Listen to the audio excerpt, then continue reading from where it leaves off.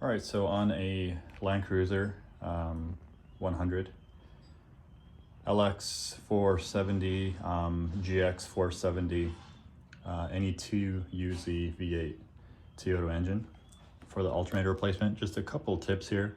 No intro and nothing fancy, just want to get straight to the point here, guys.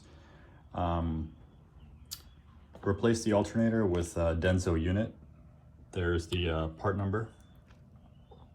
This one is remanufactured in the US, so just make sure it doesn't come out of China so that it lasts you a little bit. Here's the old alternator out.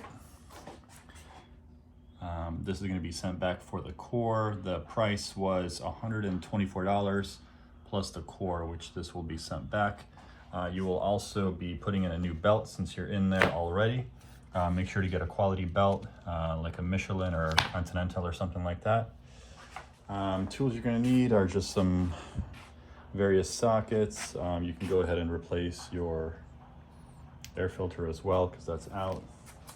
First thing you do is remove the entire air box and just get rid of it. It's so much easier to work with it. Don't try to push it off to the side. A couple of vacuum hoses that you detach, one here, one vent hose there. Good opportunity also, guys, clean your throttle body while you have it off. Just take some throttle body cleaner and clean that off. You can actually move this plate, disconnect your battery, positive or negative, doesn't matter. Some of the tools that you're going to use, a couple long 1/2 inch breaker bars. This is going to be a 15 mil with a long breaker bar that swivels like this. You're going to need a 12 millimeter 3/8. You're going to need a 14 millimeter on a little swivel head extension, 1/2 inch drive to 3/8. And last but not least, a 10 mil, of course.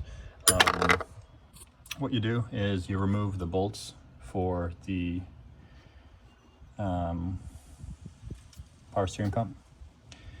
Go ahead and take a bungee, lift it, connect the bungee to it, and it'll go right here. You want this to be out of the way. Don't bother just moving it out like some guys do, because then it's a pain in the ass to get the alternator out. This way it's way out of your way. You have plenty of room, plenty of clearance.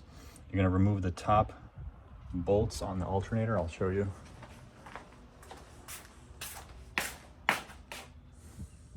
This bolt right here you remove. We're looking at the back side, right? So you're going to remove, it's going to be like this for you. You're going to remove this bolt from the top of the engine bay. Then you're going to remove this bolt. It's a small little tiny bolt. I think this is a 13. And then there's one on the bottom. You're going to crawl underneath the car and get that one out. That's it. Literally the whole process takes probably 30 minutes. I don't understand why people make it out that it's such a big job, which it's not. The other thing you're going to do is you see where the power steering lines are? Right there. So if you look at the power steering lines, there's a little bolt like this. This bolt right here holds, it's a little bracket for the power steering lines. You're going to want to take this out so that underneath you guys can move.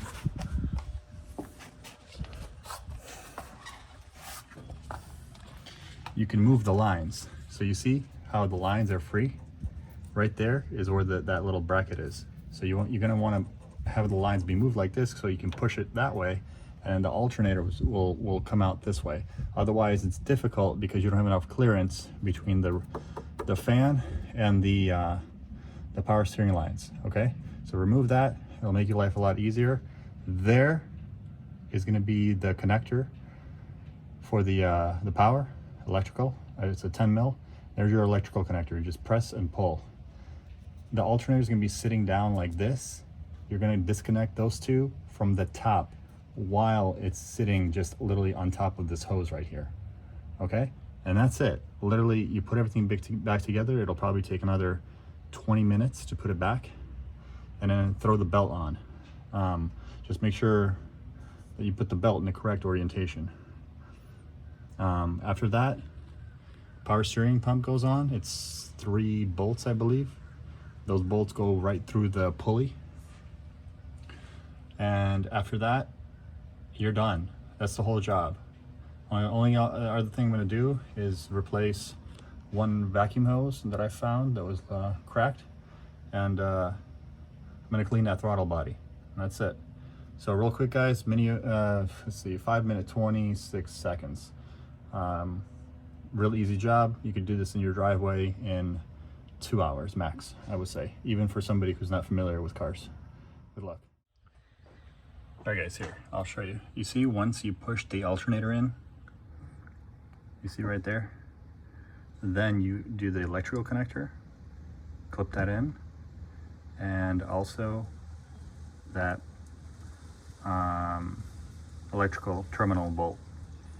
Just snug it up, don't over tighten it because you're going to strip the bolt. So that went in nice and easy. And now all you do is connect the 3 bolts holding the alternator to the body. There's your studs right there. Slides on there. And put a little bit of a dielectric grease on the connector and also on this bolt itself, and you're good to go. Just don't put tons of that stuff on, just a little bit, and that's all. Okay. All right, guys, so the new alternator is installed along with a new belt. There's the alternator, 2 bolts, one on the bottom, one on the top, and one in the middle right there.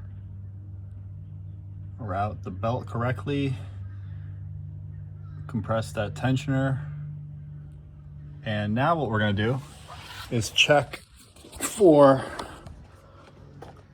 proper amps. And the way you do that is you get one of these multimeters, put it on 60. Right now the battery is low because it's discharged. It should be 12.5. We're at 12.2. Now go ahead and start the vehicle.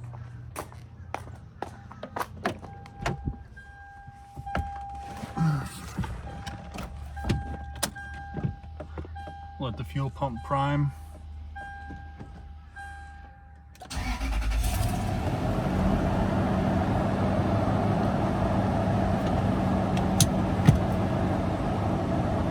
Alright, so what you're going to see, I'm going to put the handbrake on. Just put the handbrake on when it's in park. That way you're not putting unnecessary stress on the transmission. So what you're going to do is, you see how over here it says 14 volts? Don't really trust this. You always want to have your own reading. So you go back outside.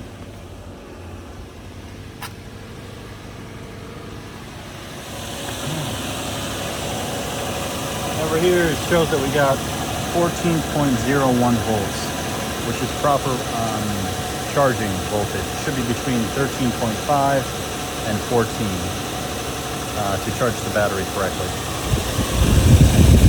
All right, make sure the bulb